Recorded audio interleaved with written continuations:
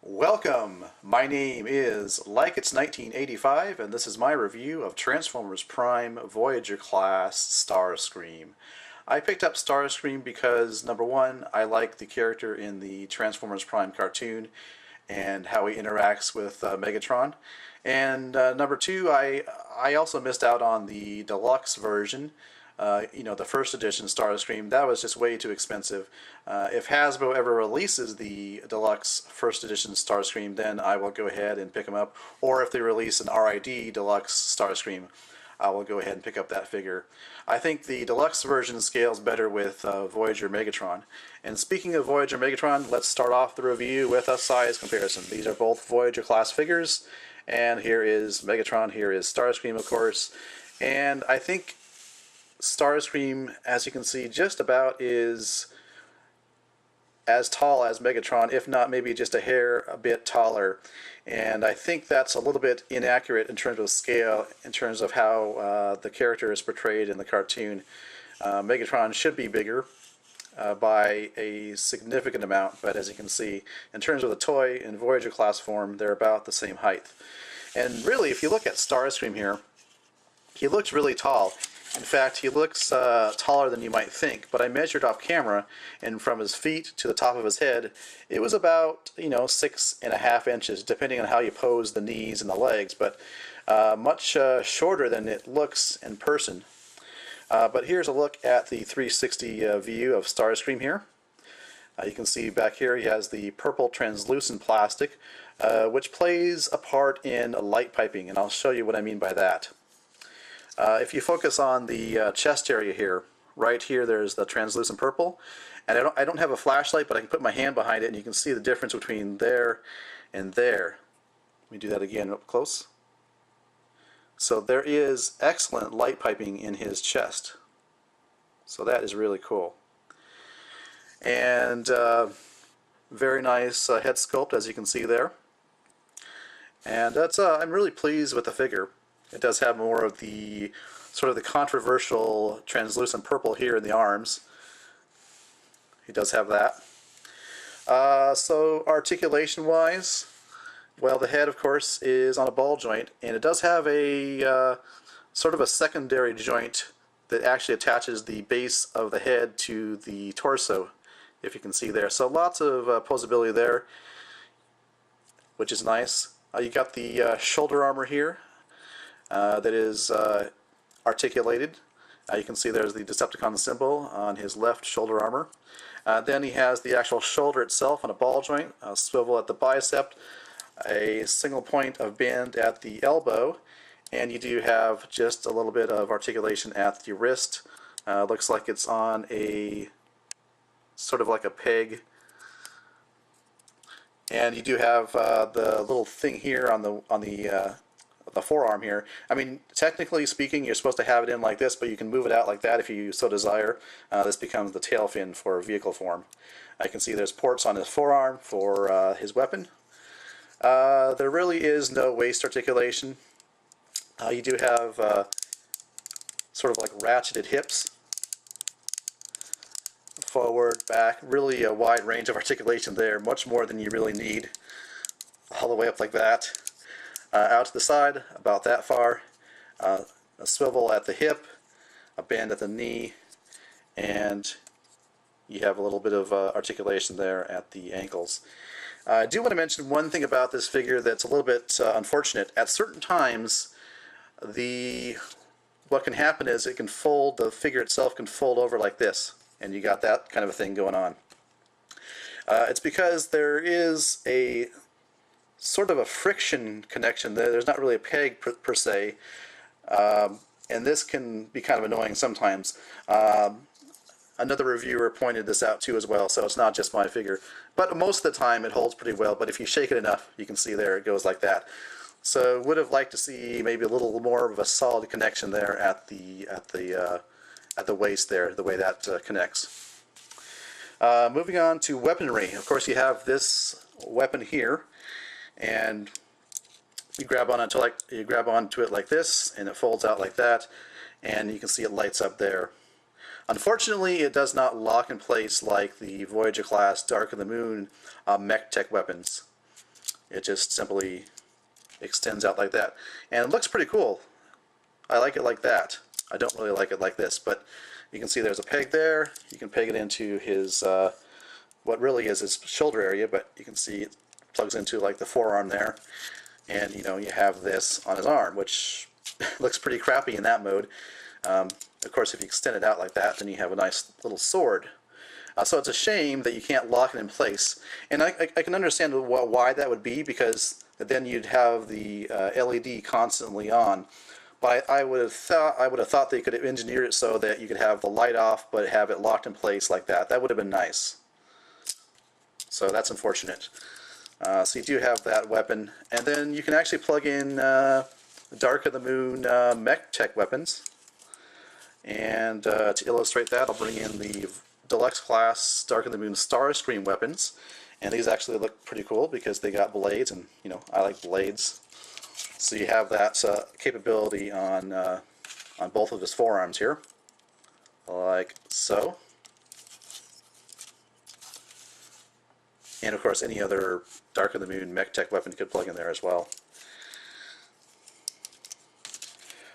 Before I forget, the missiles on his wings here are removable, and you can take these and actually plug them in here as well. So for more of like a Generation 1 Starscream feel in terms of where the missiles are mounted on his forearm like that. So you do have that playability factor as well. So let me plug this back in here. Forgot to mention, you can actually articulate the wings. I think they're supposed to be back like that for robot mode, but they can, you know, you have that range of movement there as well. So for transformation, let's first start with the arms. You want to rotate the arms like that, fold up the arm, and then tuck the hand into the shoulder armor like that.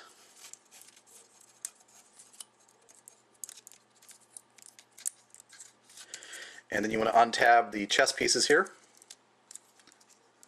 And as you can see, they actually do secure into the chest. There's actually a black little tab here. It plugs into a slot right there.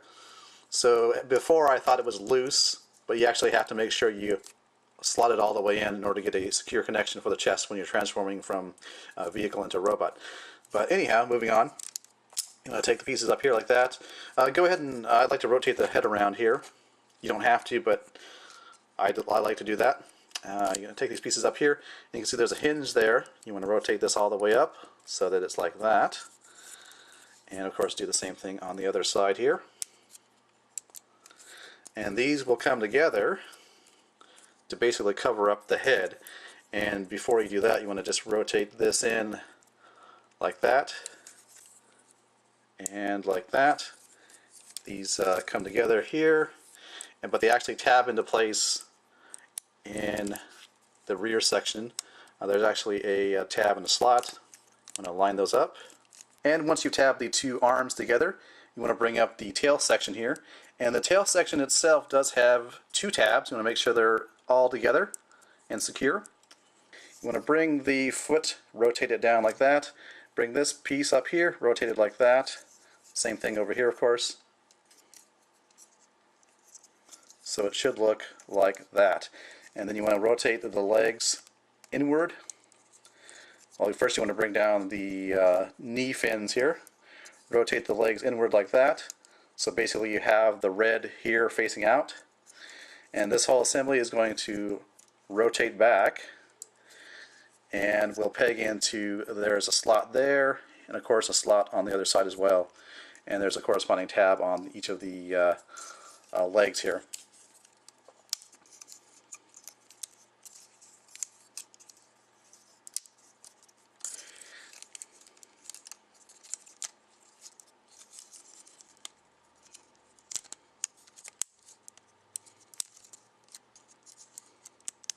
So I find it easier to tab in one side of the leg first and then concentrate on the other side.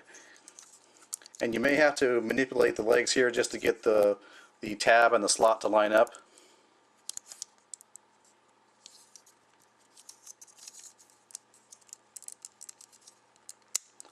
There we go. There's the back section all complete. Then you just want to bring down the wings, fold these two pieces here, and they will actually tab into a peg hole there, and on the other side as well.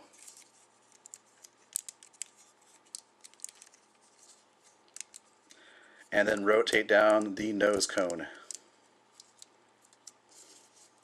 So looking at Starscream in jet mode, from the top you can see it does look like a jet, even from the side as well, from the front, and from the rear. It's only when you look underneath you can see the robot parts, the legs, the feet, and overall though it's a good vehicle mode. And you do have this port here, and you can plug in the weapon here. And this port also could be used in a robot mode for like weapons storage, but you can see here you can pull back like that. And I actually would like that. Again, like I said, I wish you could lock the weapon here in place like that. As silly as some people might find this, I like this look of the big giant sword on top of Starscream in jet form. Looks pretty cool to me. So it's a shame you can't lock that in place. So you do have that. The instructions show you can plug in the weapon here as well underneath the wings in either of these two ports on the bottom. It just looks silly though. We'll plug it in here anyways. You can see there you can do the same thing, extend out the sword, but again you can't lock it in place. And again, that wouldn't look half bad if you could actually lock it into the sword mode. Unfortunately you cannot. And like I mentioned before, since these ports are compatible with MechTech weapons, you can take MechTech ports here, or MechTech weapons rather, plug them in there. Or what you could do is actually plug them in place of the missiles here. Unplug these, put these in place.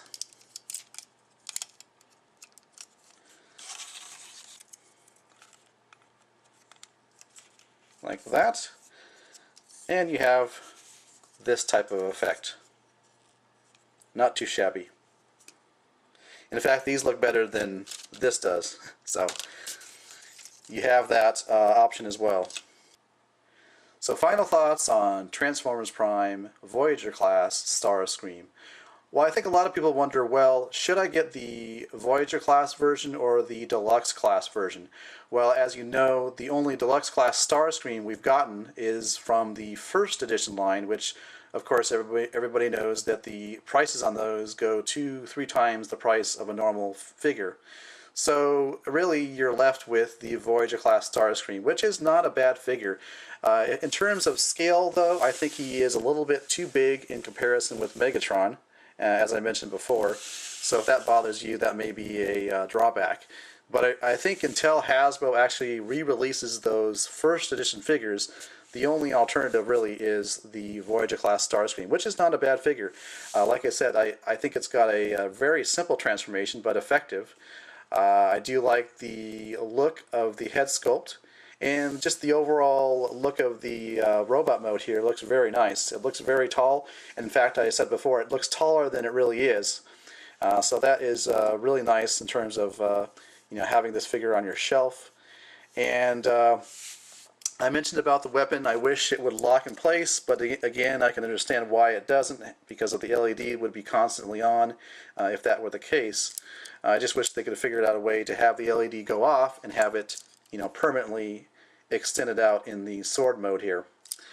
So all in all, a pretty nice figure. Again, you can find it in retail stores because this is the RiD Voyager version. So you should be able to find it for around $20 US. Alright, well thanks for watching. This has been my review of Transformers Prime Voyager-class Starscream.